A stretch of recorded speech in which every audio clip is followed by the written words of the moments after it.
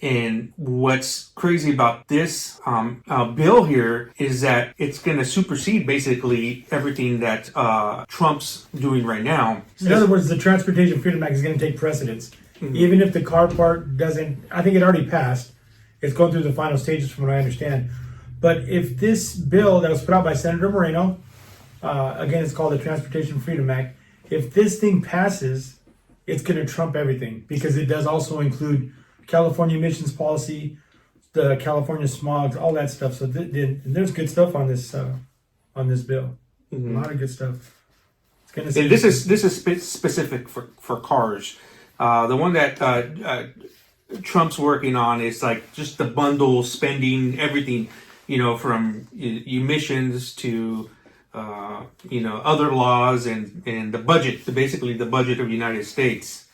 But if this passes through, this will change everything. Everything's going to change. I mean, it's to the point where they're talking about there's going to be no smogs or emission checks nationwide. Like they're going to eliminate the whole thing. Mm-hmm. I mean, and the bill's going to offer certain tax write-offs for manufacturers. And one of the part that really stuck out to me is that they're saying that the emission system has a useful life, a span, I guess. What they're trying to say is that in this bill, that if once the useful lifespan of that emission system is done on your car, if this bill passes, you do not have to rebuild your emission system. Basically, if your cat goes out, cat's gone. It's done. You delete it or leave it, or they can't fail your smog because your cat. Yeah, and they're saying it's not fair that, hey, California is requiring you to pass emissions and they're requiring you to purchase this expensive catalytic converter, but who's going to be reliable? Who's going to be liable for it once it goes out? Okay, you already purchased this one, now you got to purchase it again. So they're saying no. Like once the lifespan it's gone, it's shot, you're free. The only way they can make you redo it is if it's government mandated. If the government says you have to have it, then you have to rebuild it. Like the situations that we're in now. We got a comment on our last recording. They were talking about the price difference between a California cat and a federal cat. It's huge. And now if you can eliminate even the federal cat, which was quite a bit less expensive than a California emissions cat, a carb cat. So, I mean, there's a lot of good stuff that's going to happen. Yeah, so you guys have an idea. 2010 Toyota Prius catalytic converter is over $2,200 just for the part.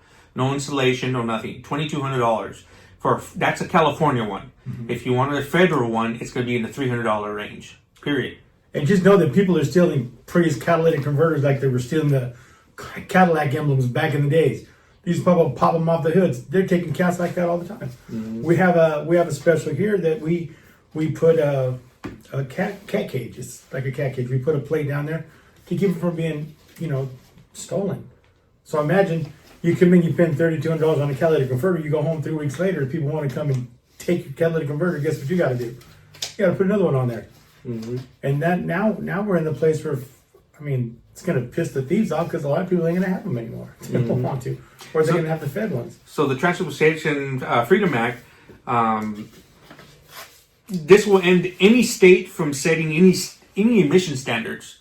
So just like we were saying earlier, it doesn't matter if you're Florida, Arkansas, California, everybody's going to have to obey this law right here, which California won't be able to say like, okay, you got to pay for this smog and you got to come every year or every 5 years to pay this smog, or you got to pay registration X amount of dollars. I mean, they're going to have to figure out why they're going to charge so much for registration now. Yeah, I mean, the California had the ability to label your car a gross polluter. And guess what? With the gross polluter, you have to redo everything. When you're not driving your car, they'll suspend your registration and you can't get the thing smogged or registered. So if you have an emotional attachment, if you got great grandpa's 1987 Chevy Monza and it's a gross polluter, guess what? That Monza's going to sit in the garage for a long time. Or the junkyard. Yeah, that's what most people do. That's what happens. That's what most people do is like, I can't fix this. I can't afford it because it's way too much. And the car runs perfect. Yes. The car runs perfect. It just doesn't pass smog.